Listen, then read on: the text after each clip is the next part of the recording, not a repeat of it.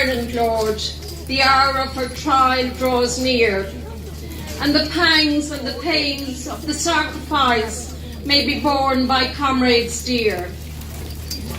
But Lord, take me from the offering throng.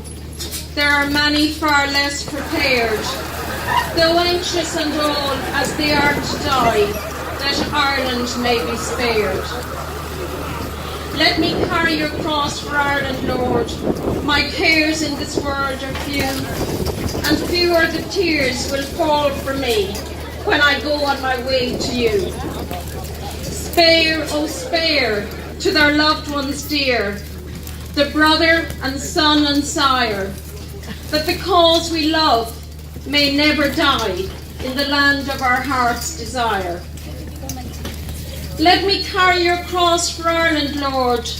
Let me suffer the pain and shame. I bow my head to their rage and hate, and I take on myself the blame.